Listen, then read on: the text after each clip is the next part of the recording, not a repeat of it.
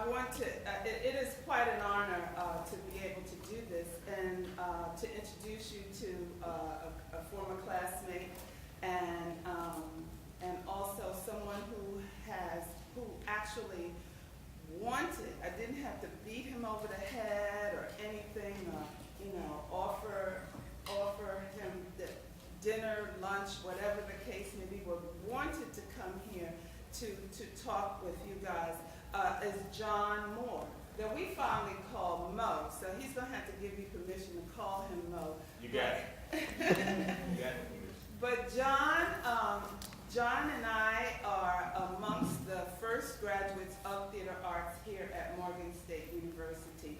When it actually was called Morgan State College. In fact, it was changed to university after you graduated. So, and one of the things that was a part of our culture, which is a part of yours, as I talked to your moms and dads and everything, is the argument of how you're going to make a life in theater. And how are you going to possibly, not live at home with your mother, which I swore I would just slit my throat if I had to do that. But how are you going to, not have to stay at home with your mom and dad or whatever the case might be because you couldn't find a job in what you loved most, and that was the arts.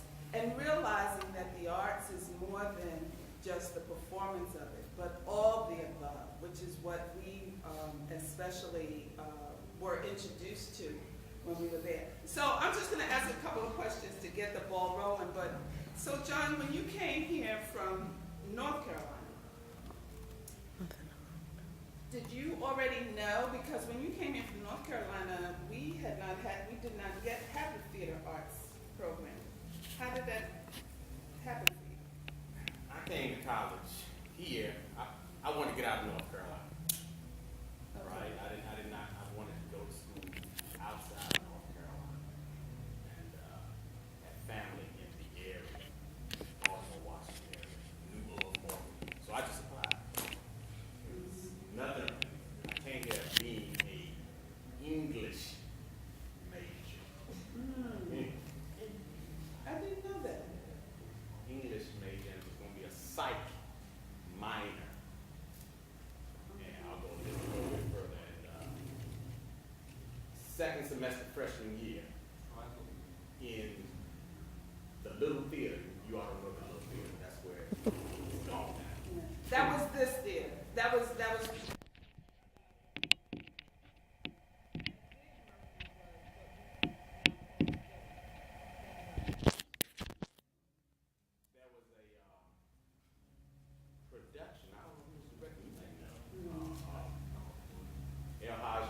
Adrian Britt. She's out of the department. I was in Adrian. Yes. Malcolm! I was on the catwalk. Me and a cat. Y'all hear that? I was up there with a cat. and was looking at it just. The next day I went and changed my major. Really?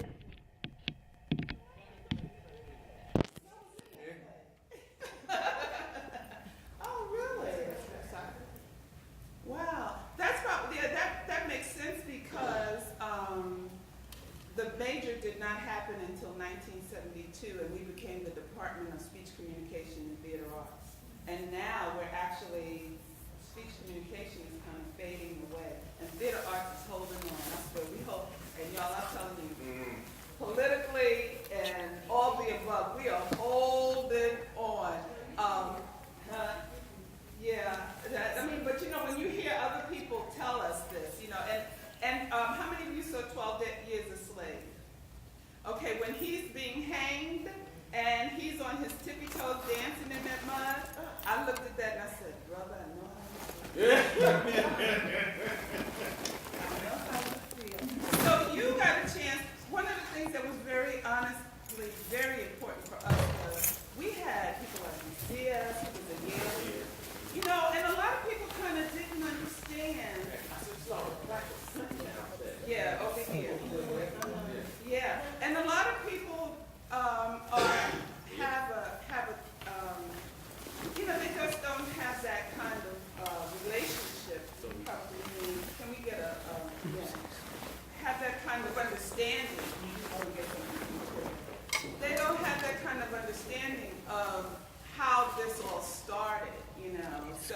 so you came here with people like Ms. Diaz.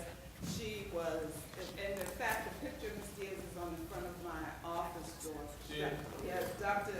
Hawthorne, who was the speech person and was very adamant, and Clinton, and many of these people had gone to very reputable graduate schools and had come back to give back to New Morgan. And so that was just probably something that you would like to talk about, as far as what was it that they gave to you that made you continue to not try to, well, we didn't have Walgreens at the time, so maybe, Corvette or something, decided to not say, I didn't get that whatever, and then you decided you're going to move on. What were some of the things that they gave you that made you want to continue to go at this thing called theater?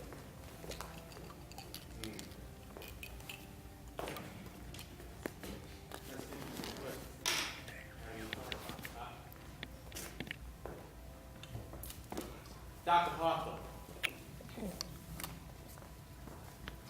I don't know if you remember this, but when I was coming to her office, said that on a little plaque on the desk, and that sign said, a cluttered desk means you have a cluttered mind, means you got a lot going on in your mind.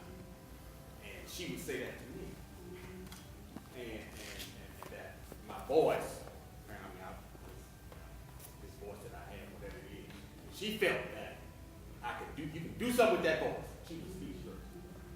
That was one piece of inspiration. And then Clinton and his wife, Pam, those were the other two. Ms. Diaz, that's a whole nother set of story. Clinton's wife, Pam, was the one who kind of said, we were doing speech, sort of speech interpretation of a poem, a particular poem by Nikki Giovanni. And she said to me, you can do this poem. You can do it. I can see it. I put it in you. Those two things kind of, and that was early on. That's like my those were the roots for me. Pam Johnson, all of you know, I think you received when Clinton made his transition, Pam used his, it made an endowment in his name. Oh, yeah, and so we have been able to have, I'm gonna need an extension cord or something. I'm working on it. I have something in my office, just look in my, it's open, so just look in those things that you like. Pam is very instrumental in all of the work that we do here. She's a great supporter of our work and all the things that we do. And like I said, she gave an endowment, which we give.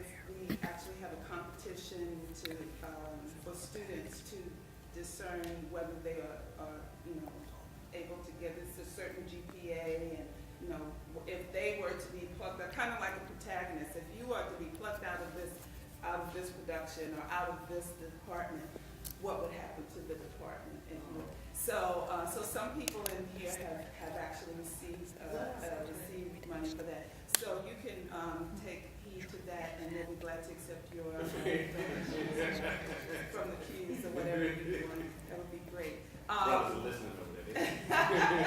So, the other thing is that Pam, because every time I look at you, Whitney, I think of Pam, because Pam was actually a Shakespearean scholar.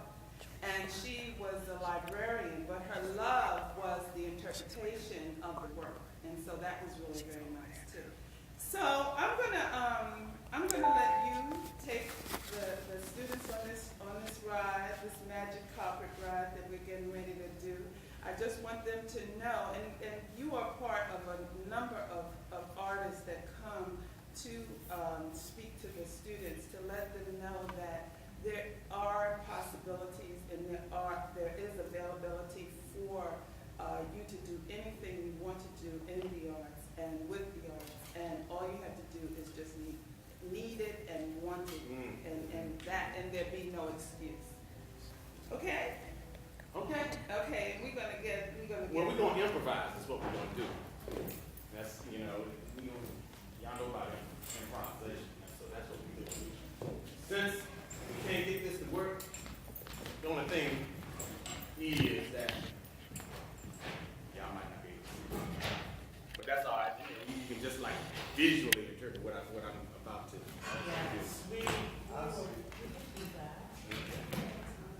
Well, good morning. Good morning. And please call me Mo. I'm somewhere between. I'm never formal, right? Unless I'm tough. But then I'm never lowbrow. I'm kind of somewhere in between. So this is kind of a semi-formal. No, that's. I am. Thanks Shirley for allowing me, asking me to do this. I told her when I saw her. It really didn't matter what it was. She offered this, so thank you, Shirley, for doing that. I'm very honored to be here. I'm honored that you all even think about a career in the arts.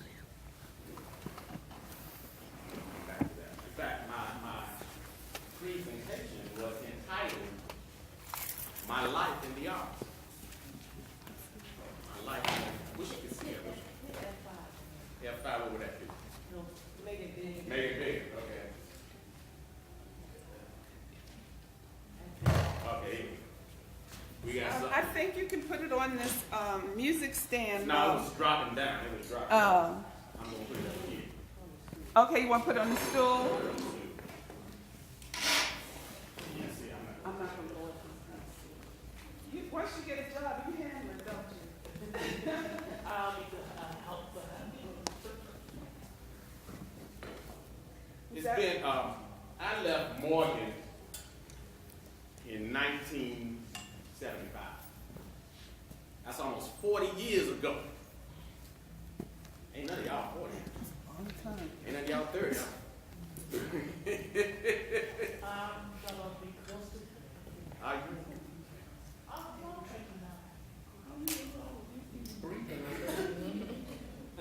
And I left here, and who here are aspiring to be actors? Just about everybody.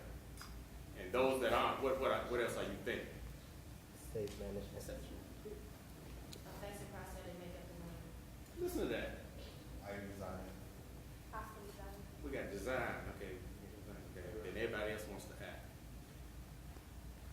Most of my comments might be directed a little bit towards actors. When we get to the back part, I'm going to talk about career. I'm going to talk about my career a little bit. Then I'm going to talk about you all and your career aspiration. Right? So, back to 1975, and as Shirley was setting the stage,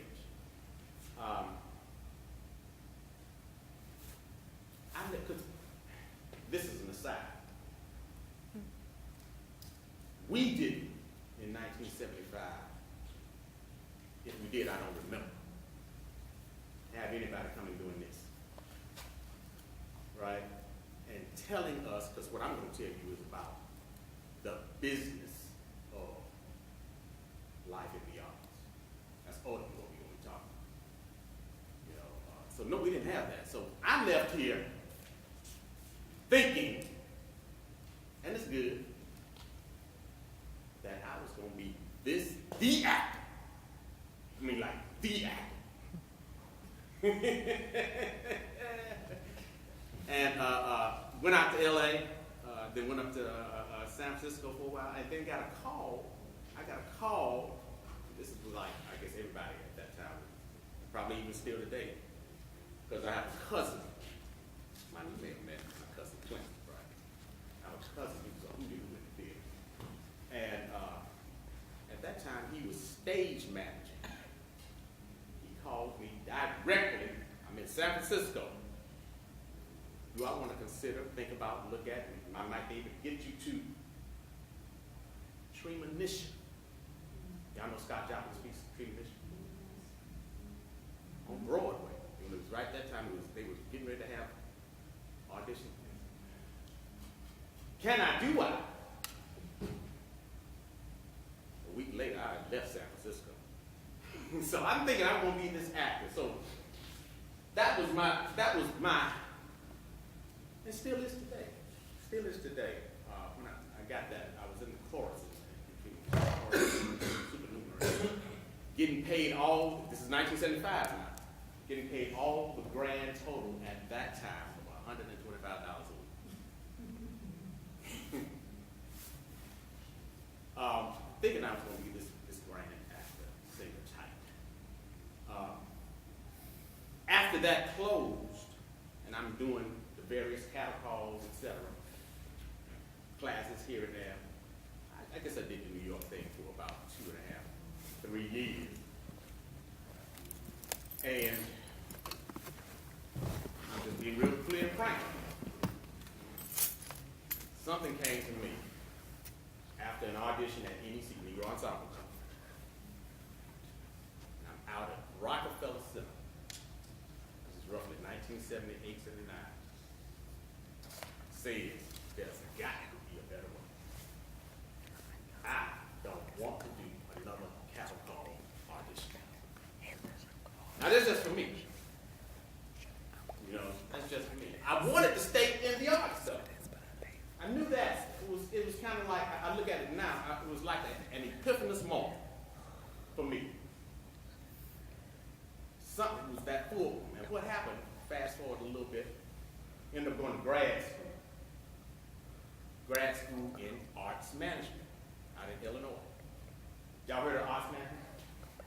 The Yes. discipline of arts management? Yes. Well, back then, this was a little over 30 years ago, as a discipline, as a academic area of study, that was probably 4 or 5 years old. I was one of the early forays into the discipline of arts management. And I got there and I found that I had some facilities, and I kind of liked it. And so my next big moment, and I wish you could see it, my next big moment was not only getting into grad school, but getting a fellowship to the National Endowment for the Arts, the NEA, right over there in DC. And there was a program at that time called, it doesn't exist anymore, Expansion Arts. I won't drill down for all what that means and what it did for the field. But I was a fellow. They had a fellows program made up of young aspiring manager types in various disciplines, and we would come from all over the country and stay there for 4 months. And I got an extension on my fellowship. I was there for a full year. It was a big, big deal for me. It gave me a view I wouldn't have ordinarily had. So there I was. I was at that point, so that was like 1980. 82 and 83. At that point I was submitted. This was my career path. Arts management. So fast forward a little bit, I went out to LA, then I was working at Los Angeles Theatre Center, then I got hired back in DC with an organization called Washington Project for the Arts, WPA. It exists now, but in a different kind of way. But at that time, it was. And another big moment, I'm just giving you some 3 big moments of my career. There have been some others, but these were 3 big ones. While at WPA, it was a multidisciplinary organization. Heard about the culture wars. I'll give you a little bit of piece on that. The culture wars was broadly when Congress, who gives a lot of subsidy for public money for the arts, were objecting to giving a certain kind of allocation to the National Endowment for the Arts. There was a particular exhibition that this gallery that I worked at called The Perfect Moment. I wish you could see some images of it. You would have had it blown up. This particular exhibition was something called homoerotic. And it attracted worldwide attention. Roughly, like I said, 90, 91. watershed moment for me too. Media, yada yada, lines, you know, yeah. But it was the whole notion of freedom of expression, and artists being able to have their vision articulated and realized. Cultural movements, and people encountered people like Jesse Hendricks who were kind of adamantly against public funding for the arts. That's what that got. Now, I'm fast forward. I'm doing this kind of quick.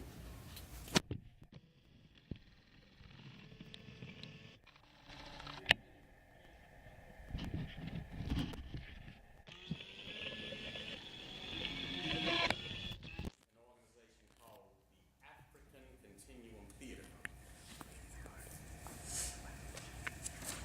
And that's a company that some people credit me, but this lady right here is very much a part of founding too. Mind come up here for a second, please? Please, come right up here. I'm not inaccurate at all. This is Imani Drayton Hill is my co-founder of the business. We're gonna get to the business, but she also was very much.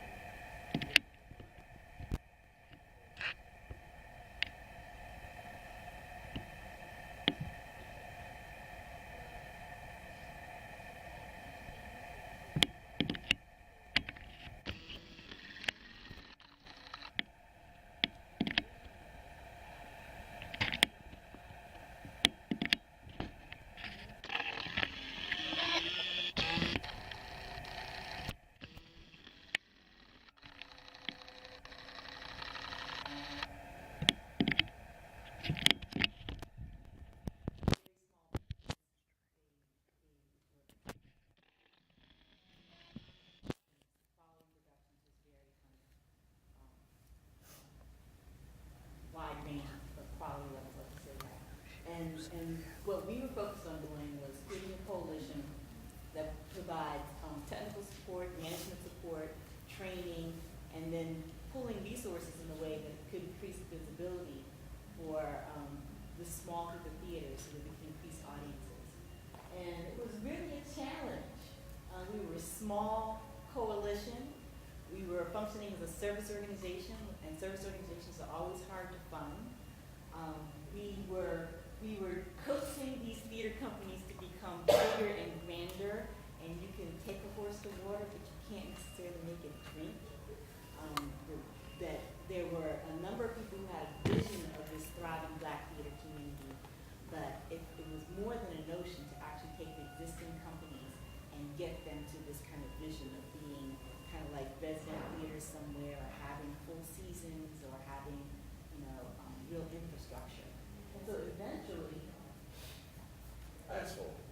fast forwarding, we decided that we were going to transition from the service organization to a producing company, because we thought that the people who were engaged on the board and kind of with the day-to-day activities of African Continuum Theatre Coalition had the vision to create a company that could be like DC's resident Black theater company.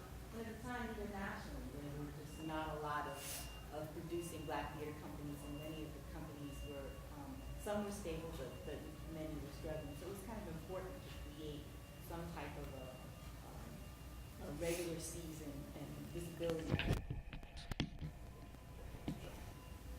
I won't go into the detail of. You all know here because we're here in Baltimore. I just.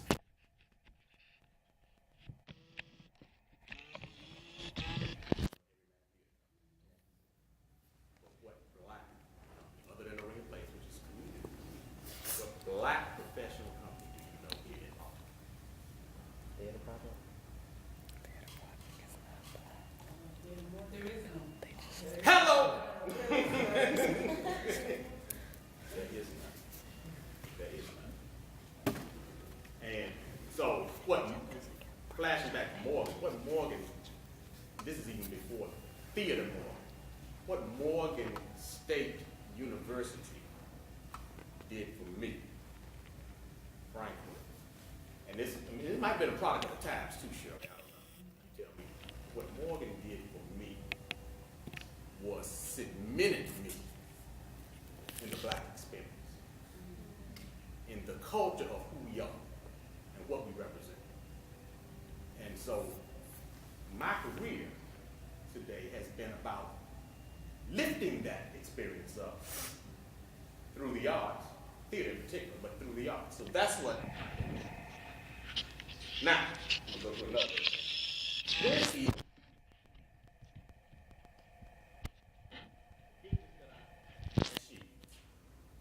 it was your idea. Wasn't your idea? All right. But she, well, I won't go into all the detail behind it, but it was her idea. Because we had worked together a little bit at WPA, I think, but mostly at ACO, and found that we worked very well together, and created a business. The idea of a business is called JOMA Arts&Consulting, J-O-M-A, J-O-M-A, Arts and Consulting, LLC. The focus of this business, and this is, we said we wanted to create something, listen to this is important. We wanted to create something that captured and capitalized on our strengths over our career. Isn't that what we said? Yep. Capture and capitalize on the strengths of our career. That's not only on the management side, but on the artistic side as well. That was in 1998, thereabouts. We created a business. Like, it's going back to the topic of, making a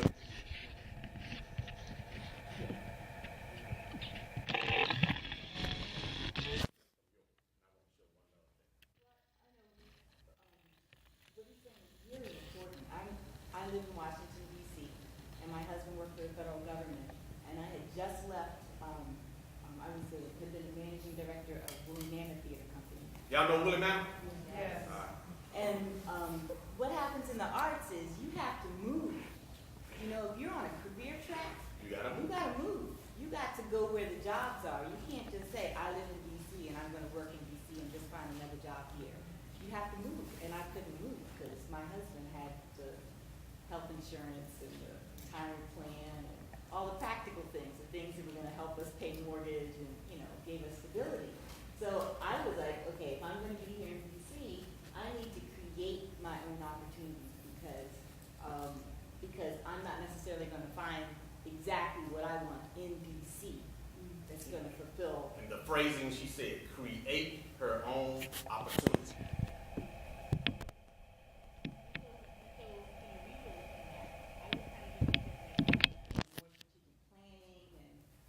Management consulting. I ended up doing the theater stuff with Mo. My background is really, really not theater. I grew up playing music and dancing, and always thought I was going to be doing something in a jazz organization, which actually never happened. And I studied biology in undergraduate. I was completely not thinking about theater at all. But working with Mo kind of opened up this other whole side of the arts for me through performance art and theater and stage performance, multidisciplinary work. So one of the things we were talking about doing beyond like the arts management, the strategic planning, the fundraising consulting, board development, was to find an outlet for our creative interests. And Mo and I have jointly worked on projects when I was at Woolly, doing some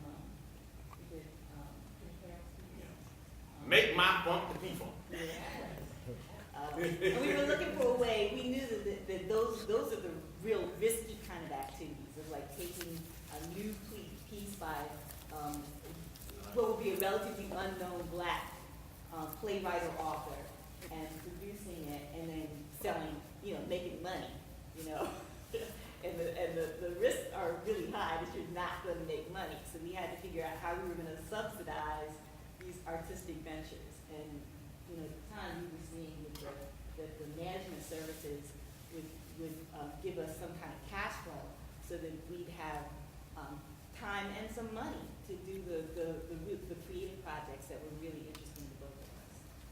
So, JOMA today, just thank you. JOMA today is, I define as a management consultant. Management consulting is really the process of improving how an organization or a business works. That's really what management consulting is. Management consulting on one side and the creative projects on another side. I'm going to focus a little bit on, I won't deal with management consulting, but I'll focus a little bit on a couple of creative projects. One of which is this right here.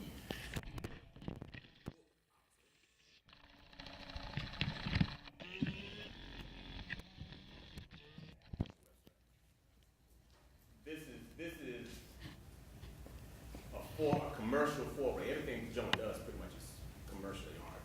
But this is a foray now that is, God willing, that creek don't rise, going to go national.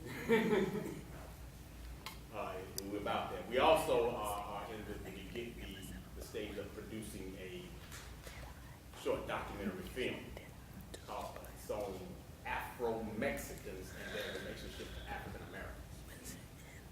Maize to Mexico. That's a whole other thing. My brothers are leaving. Thank y'all for coming. Thank you. So that's just a little bit of JOMA. And when we leave here, we're going up to Lancaster, Pennsylvania, to work with Theater for Transformation. We met with Okay. and little there's no organization. Ismail. Remember him, right? Yes, Okay. We're gonna in DC, at the Black Theater Right. Symposium. Well, we're doing it. We have a sort of longer consulting assignment with that organization. So I won't go into all the detail behind that, but that is JOMA Arts and Consulting. We have constructed and created a way of making a living in this milieu morass of the arts. This love-hate thing that was a point where I was used to say, why am I even doing it? I don't say that. I really don't. This, and I'll come back to that, but it's an important point about what the role and purpose of the arts, and the role and purpose of you all, because you all are in training now. Your role and purpose is very serious of being here on this earth. That only came to me 15 years ago. I mean, the real role. But I'll come back to that too. So I'll get that. So, we talking about now the business of theater. The business of theater. Y'all, again, we got active, right? And what y'all gonna do? I'll let y'all ask that at the end. But what right? Zelda Five Channel. Y'all know who Zelda Five Channel is? Y'all know Ring Stage? Yeah. She was one of the co-founders of Ring Stage. She taught, after she left it, she was at the Ring for 40 years. Founded in 1950. Ended up teaching, she's still there now, I think she, at Tisch, NYU School of the Arts. Tisch School of the Arts. But this is, y'all say y'all want to be an actor, y'all want to be in theater. Listen to this. This is from American Theater Magazine in January 2005. Wasn't that long ago? Y'all might have been long. Wasn't that long ago. And she's talking about why you want to be an actor. Why you want to be in theater. This is a speech that she gave to students. And I'm giving you just a paragraph of what she said. Very important. She says, I don't know why you want to undertake this role, being in theater, being in art. But if you do, and you choose to play it, then you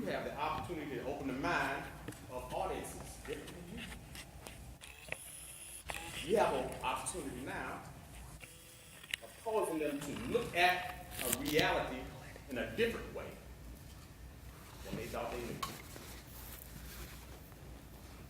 You can give them sight to an alien soul. She says in Hebrew it's called tikkun, which means to repair the world. We, meaning humans, we are the only animal that strives to do that. To repair the world. Then she says, this, in my view, is the specific creative mission of the act. To repair the world. So what you gonna do? You know, so she says, and I go right to this too. And this is, again, not just the designer types. And I'm glad to hear that. I really am. Designer types. It's always. Why do you want to do this? That's the question you have to answer. Why do you want to do this? It can't just be, oh, I've been dancing and singing all my life. I mean, that's fine, but you know what I mean? Oh, my mama thought I could.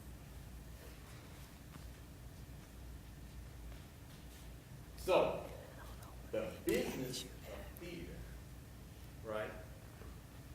And now in these days and times that we're in, is talking about you, the individual, whether you're the designer type, or the actor, or the dancer, being the brand of one. That's what we're talking about, right? So how are you going to create your brand? How are you going to make money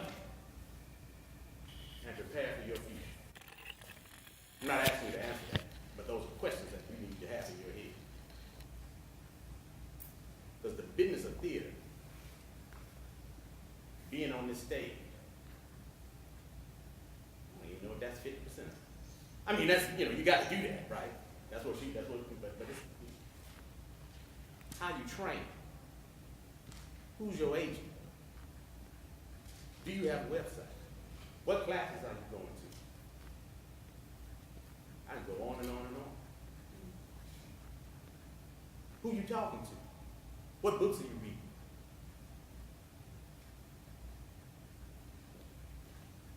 Going on. So if you steal, because there was a statistic, I think it still struck the post. Sure, you think I'm wrong. There was a statistic that talked about, in terms of all, and this is a few years ago, all of the people who came out of the conservatory, because you got a whole lot of people that's coming out of conservatories, or people that just think they can do what we do, or people like that. You know, I forget it, but those that are making a living, it was something like 2 or 3%. That was something like in the mid-90s when that statistic came out. I don't know if it's still the same. I would imagine they changed that, but what do you think, Shirley? It hasn't, and also that for actors, more directors are looking for the degree. They're wanting that degree to be actually an MFA and not just a BA. So yes, the degree of amount of people who are on stage because they studied it or wanted to is very low. So then that then begs the question from going back to me and you. And I'm not saying do this, but what I am saying, this is what I am saying, is to keep your mind open to other possibilities. 1978, 79, when I was sitting there on Rockefeller Center saying there's got to be another way, I did not know at that time that I was going to segue into the management side of the business.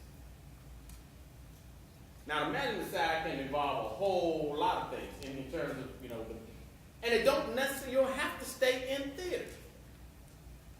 You don't. I'm just throwing it out. You can go to dance.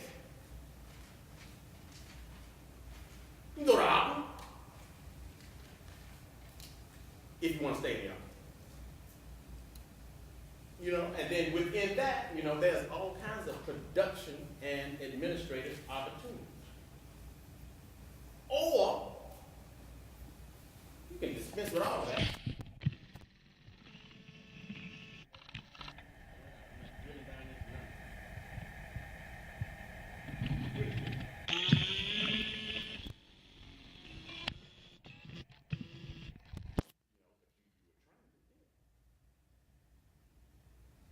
Agentry.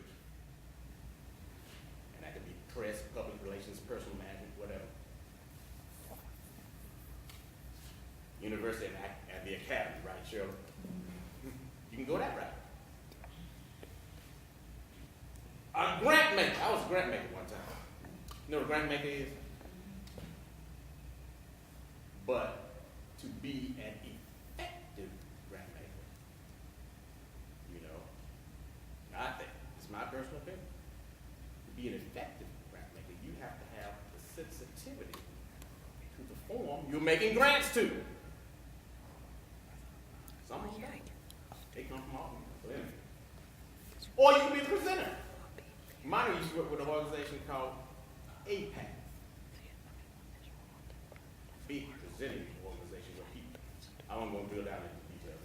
You know, there are other opportunities out there because the bottom line, really the bottom line is, am I going to make a living?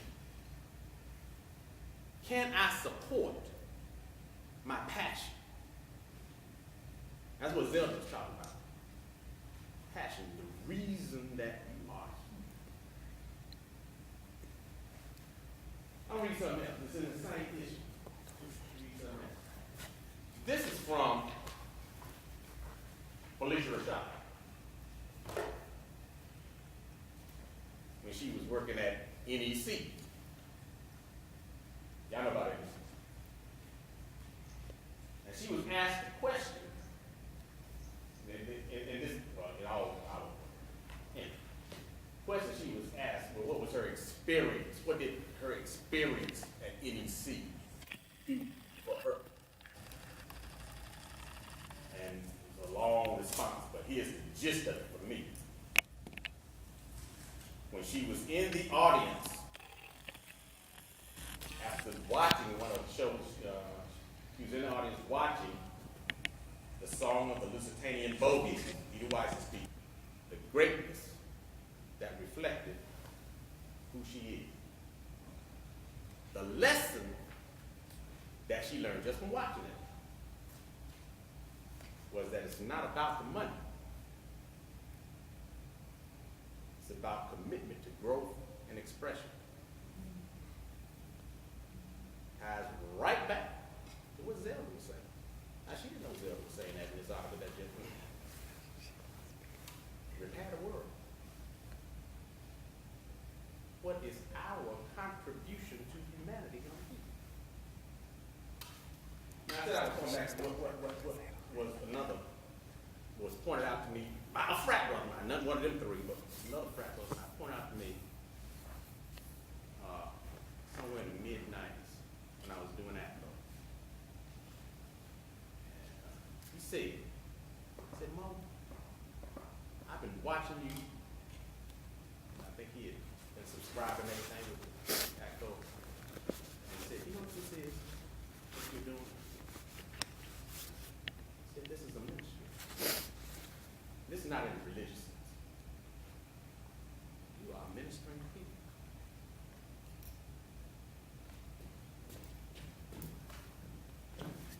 And that's almost literally what I do. And I had to sit down and think about that for a long time. And so I took that thinking with me and Monty when we formed JOMA. And it has formed and shaped, frankly, my life. And that is my purpose. I'm the purpose. My purpose is to uplift people and organizations of color. And I do the young. products we produce.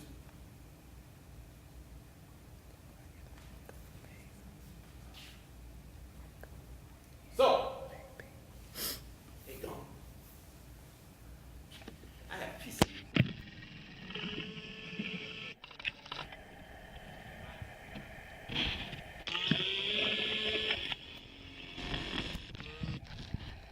And this is a brother who graduated from Morgan, even before me. In fact, I'm friends with him now. Lonnie Liston Smith. And Lonnie's, let me go right back to what I did. And this piece of music I was going to play was saying what he was trying to do with his composition was to expand the consciousness of humanity. Tying in the same thing. That's all. This is fundamental. It's fundamental to who we are as art/theater people. So, get to the whys. Not because I like to sing and dance. I mean, that's nice, yeah, but that ain't it. Well, I want to make some money. I want to be a star. I want to use whatever little gift that God has given me to make different tobacco. I'm gonna stop there. I think I am. Yeah.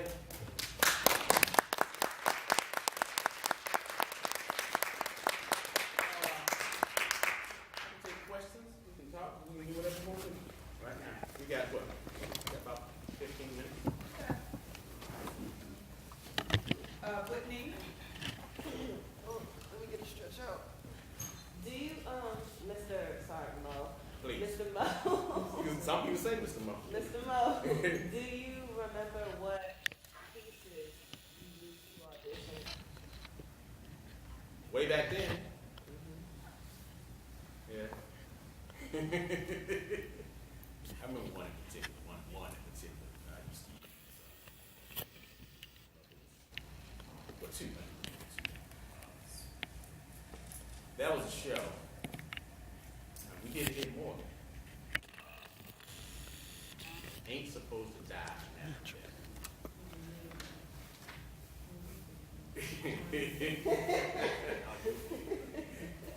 Mel Van Peebles piece, and that was I had a monologue in that piece called Lily doing the Zampucci. Some of the white folks couldn't get that, so I don't know why, but anyway. And then on the classic side, I would do Molière School for Scouting. I love that. I did that in high school. You did?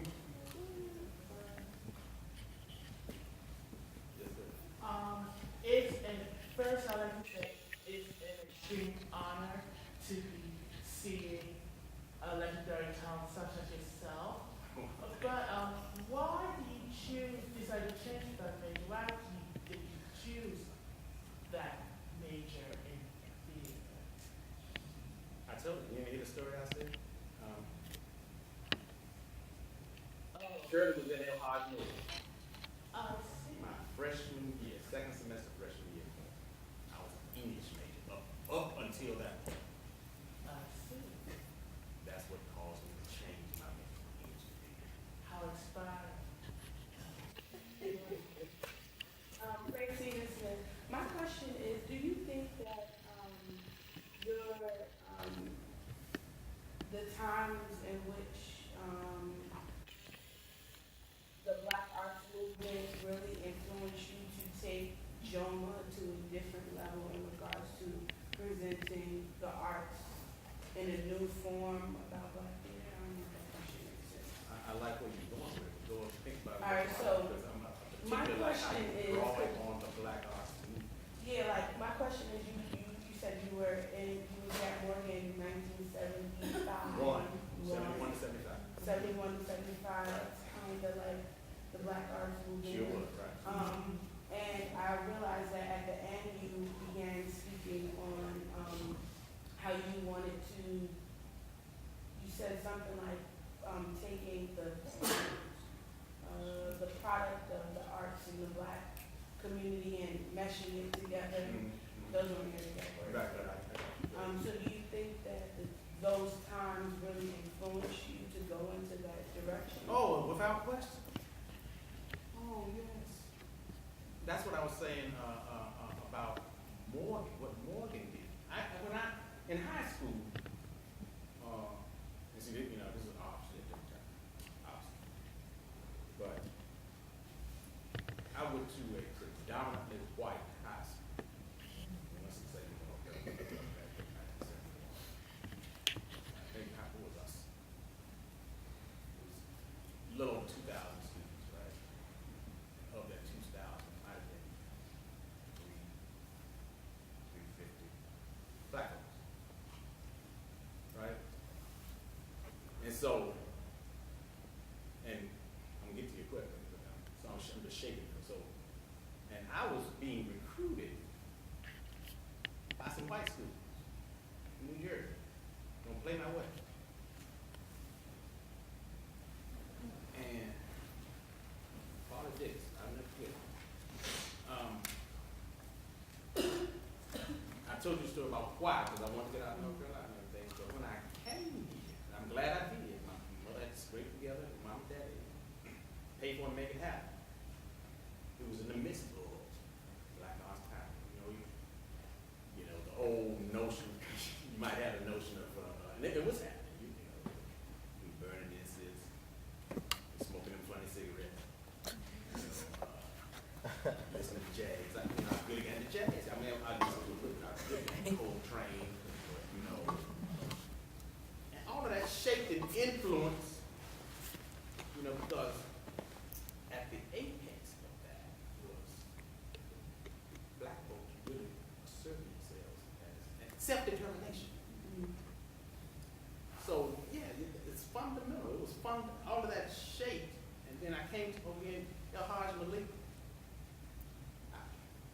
So that's set. So right, if those times framed, and they was a fundamental reason why what I'm doing now is what I'm doing now. I have a part two. Okay. I'm sorry. That's all right. So, then, I wanted to come out just in a second. So then, with that, once you left Morgan, then, moving forward in your life, you learning from this, traditionally, historically black institution, how was it now in a field where, I'm not saying you didn't see us, but did you see us a lot, and how was that transition for you? You asked an interesting question here. What's your name? Francine is Okay. See, that would cause, that particular question caused a real deep exploration into, and mind you to understand this,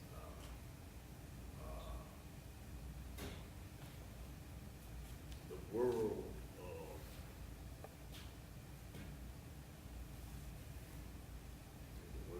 white folks versus the world of black folks. Right? That's really good, because in a lot of my, particularly as I made that segue from performing into management, and I'm at, I told you, NEA. NEA was in its heyday at that time. I was in that program, Expansion Ops, which was primarily the program that supported organizations of color around the nation. But everything else was white.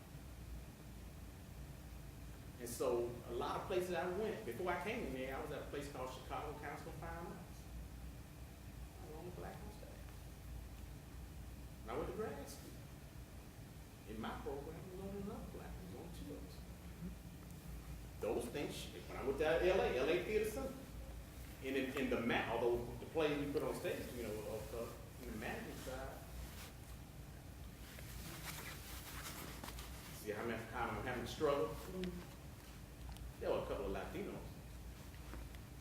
Might have been one or two other black. So, and then on the other side, you know, in terms of us, being real frank. We were not getting trained in the management of most of the time. Even take NEC, for example, even Crossroads, which was the later torchbearer of NEC. They came from the art side. You know, and as an artist, and that's not putting any artists down. I mean, that's where I came from, but I went on and got further training. Artists came and they had this passion, they had this vision, and I want to see my vision realized. I don't know nothing about running no company, but I just want to see, you know. And so your question is fundamental. How, and I'm glad, that's why I'm glad just you all think about this. Yeah, you want to be an actor, everything, but your training, not just as an actor, but if you choose to go into management, I'm always a proponent of getting trained. Sets you a little bar here. I even after grad school, I've done postgraduate work. Got a little thing up at Harvard, did a little thing at Queen's University. Because we have a responsibility. Although I love collard greens, you know, I don't want collard green juice in what I do, and you know what I'm saying? I don't want no minister. I want to do it clean, sharp, and pristine. And so, how you manage a company is going to reflect that. I can go on with that, but that's a solid, strong. I like that. Hi, I'm Deletta Gillespie, I'm one of the faculty members here. Hey, I am teaching a class right now on theater management, and one of the things we are talking about right this moment is marketing.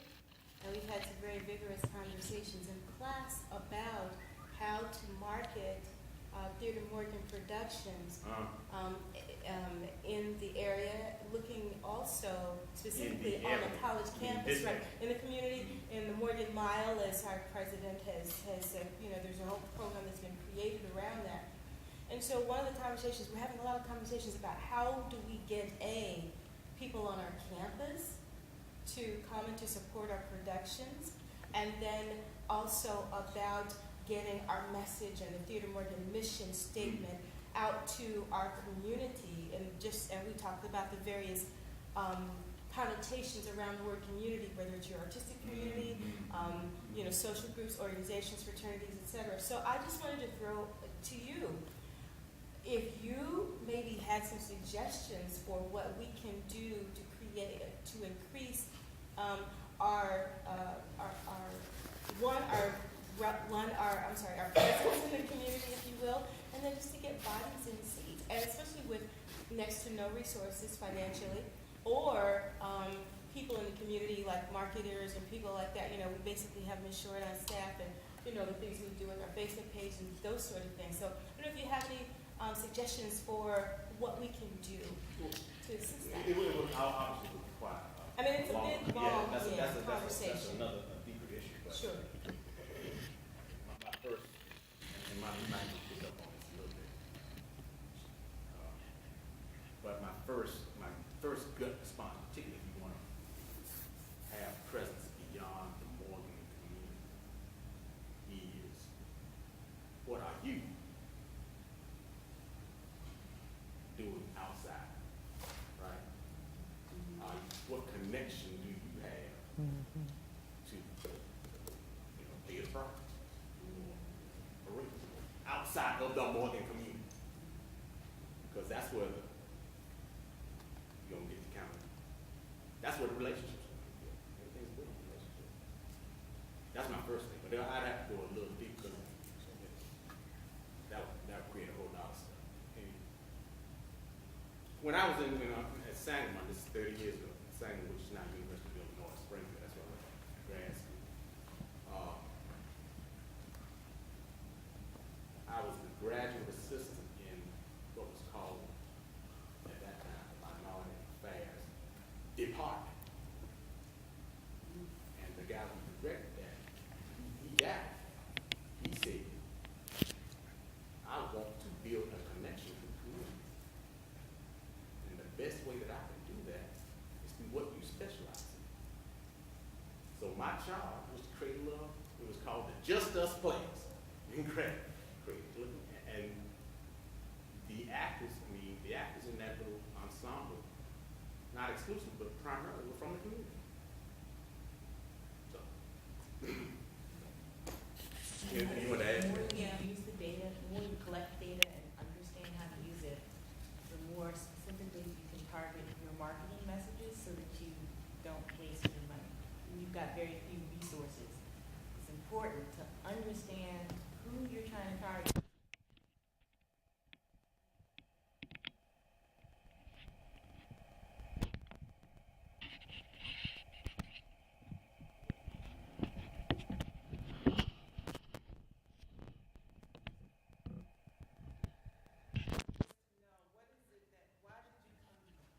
And I think that's important because, and it's important to really look at, to the results of them.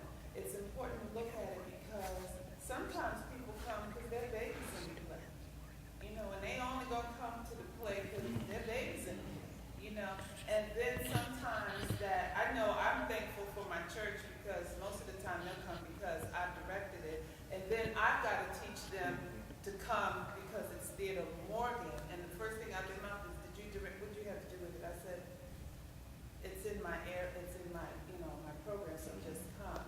And I think that that's important. We also, it's very interesting, we just finished doing an opera in the Fine Performing Arts Department, and it's so interesting how people will come up to any one of the faculty members and say, I know you're proud of your students. And it's so funny because it's like, well, they're not the theater students except for one, but and you just take in all of that. I think also the challenge is that in this day and age, people are working in their own silos and they're not wanting to cross-breed, and that is what is really a challenge too. And I want to say, having worked with Afro the last couple of years, that's something that I found interesting because the people that come there are of different places, like your board, your board of directors, president, or whatever. Theater wasn't even his thing, but that is just good. I think that the ways to cross-connect everybody and that disciplinarity is really what's important because sometimes an economics person or a business person never even thought to come to see a show just for a night out. So I think that it's a business. It's such a business, and I did want to also say that we did a conference here on my mentis. So that right after we graduated, okay. I'm lying. When I came back, the second life I was here in 84, 85. Yeah, right. I did my mentis with Salt and Pepper Mine out of New York. Okay. And it was interesting. Some of those people in there weren't even, they were lawyers. And I said, oh my gosh, a lawyer needs to be the best actor because he needs to know and she needs to know when somebody's lying.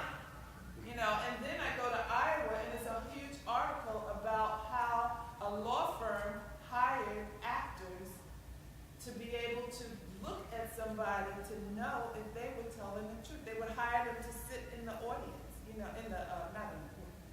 I guess courts don't have audiences, but whatever that thing is. I think it's amazing. You don't have to be on the stage like what you're saying. Somebody else, we got about 5 minutes. When I first got from Morgan, I heard. What year? 2009. No. Treasury, of course, what, freshman, sophomore? Senior. Graduating senior, ING. When I first got here, though, I heard that story of the wall in Northwood, the brick wall, and I don't know, tell me if I'm wrong or not, but I was told that wall was put up to keep the Morgan students and make them have to walk around to get to school because old Northwood was, a predominantly white neighborhood, and they didn't want the students anywhere around. Yes. And for that wall to still be kind of intact and to see how that area is now, I just wanted to ask, how did you deal with, as a Morgan students and the Black community surrounding Morgan. Because it's like we, as students, it sometimes feels like we stand out as sore thumbs. Like we don't, like it's just like, okay, what is the definition of common sense? So I wanted to ask you, like, well, how did you deal with that as a student in the Black arts movement, in the Black power movement, just right in the midst of that? Well, this immediate community, get me if I'm wrong, Cheryl, but this community has changed from mine. Oh, gosh, It yes. certainly wasn't what it was when we were coming along in the early 70s. It still was largely white. It wasn't Yeah, the totally, infamous but it white was coffee large. pot up there in North Right. Carolina. And we Right. finally got to go to the movie house up there. Yeah, And so it's entirely different. And to truly get the Black experience, you had to go to West Baltimore, Mommy's neighborhood. You had to go further. It wasn't just right here. And so I would go down North Avenue, That's where it's jazz. Well, see, it was Left Bank Jazz down there. That's where I go. And I did a few things over with arena plays, but that's 40 plus years ago. So it's different. Now, I mean, I don't know, because it sounds like you're talking about the dichotomy that you have to experience. Just the separation between, like, okay, right now, because it has changed so much, if we're going to school, we'll sit at the bus stop next to people that just take all their trash and just throw it right in front of you. And it's just like, okay, well, how you do that? And you said that you wanted to do things clean. You didn't want any of that. So it's like, okay, I know you have to deal with that. So how did you raise the standards for yourself? How did you raise standards for those around you? Did you feel the responsibility to do Well, so? if you can just be real funny, being real. I didn't come to, because when I was here, just being real frank, I lived the word I'll use is bifurcated existence.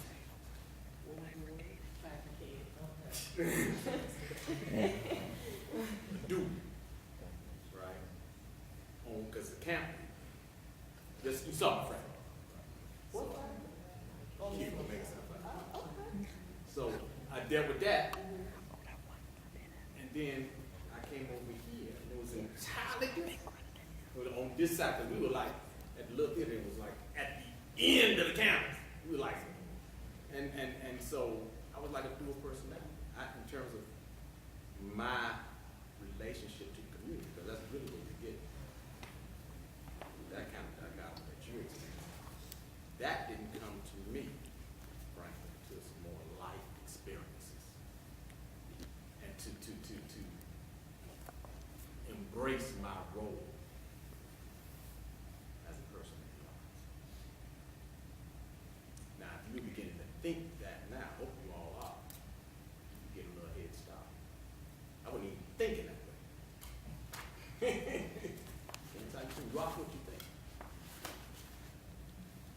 Mr. Stage Manager. Tavon the Block. Hey, Tavon. I wanted to ask, how did your peers in the community take your approach to the arts as a business and not just as a form of performance? My peers. Yes. My peers accepted. Now here's, I'll go, let me probe on that a little bit. This is what, and I still sometimes to this day, y'all gonna make me cuss on this one, right? I told you I'm somewhere. They used to?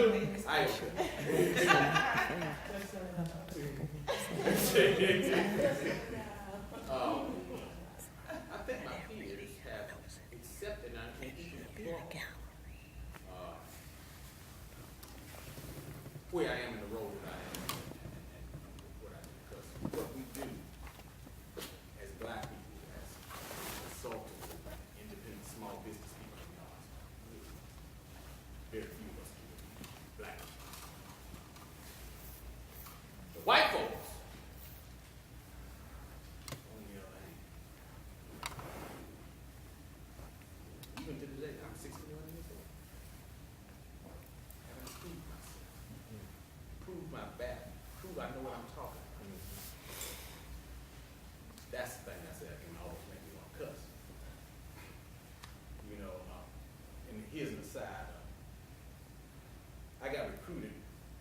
run the Afro-American Cultural Center down in Charlotte, North Carolina.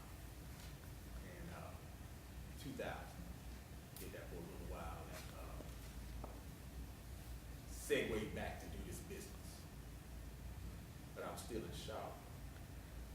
And Charlotte is, I don't know if y'all know Charlotte, but it's a growing, it's not, it ain't a Baltimore, and DC or anything, but it's growing towards its metropolitan stature. We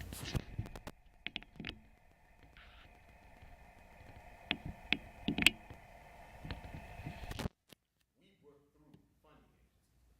That's where our business work. And funding agency will hire us to do X, Y, Z on the management side. It took me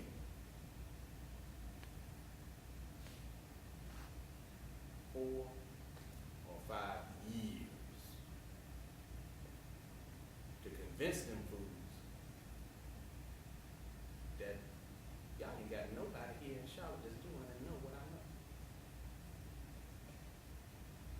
And then finally, after, they came along and we got a nice little consulting engagement that went on for about 4 or 5 years. But I'm tired of that. God damn. Anyway, so that's answering you. But I think my peers.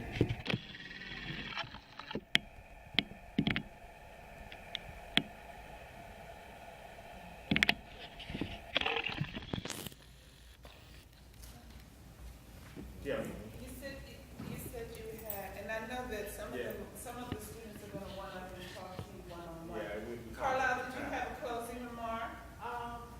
Quick question. What advice would you give to flawed scholar as myself that is trying to learn or be successful or become an actor, something like that, that's been doubted by ignorant others because of a mental flaw by others out there? We keep going. He likes doing it so people can Feel sorry for myself. Yeah. There's nothing wrong with that. he's not flawed. He took the show away. I can see you. I can see you got it all. He got it. I see it. He's got it. He just wants everybody to The challenge for you or any black man.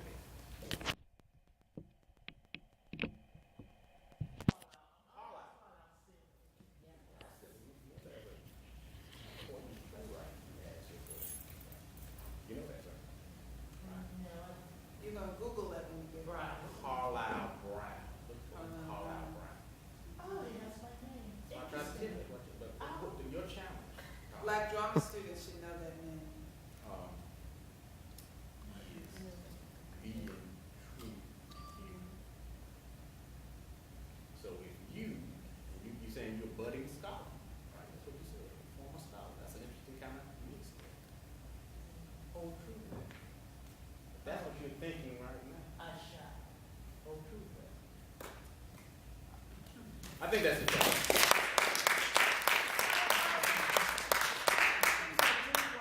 And I hope you did not speak about while I was talking to the dean. I got to catch people when I can catch them. I'm just glad she didn't have to go to the bathroom. But anyway, could you just share with the students what it felt like to be on Broadway? And Mr. Mo was in Treemonisha, which is an opera by Scott Joplin. And what bothers me is that Porgy and Bess gets a whole lot of play, written by 2 Jewish men sitting on the other side of the island with binoculars looking at the Negroes on the other side of the island. They used to. So, but Treemonisha, written by our own Scott Joplin, doesn't get half the play in that. And so I just wanted to share, to actually go into a Broadway house. You are one of few people, and I know just a couple, that I'm able to touch the hem of their garment because I was just in the opera. I Broadway. wasn't the features and that, the big, because big time musical.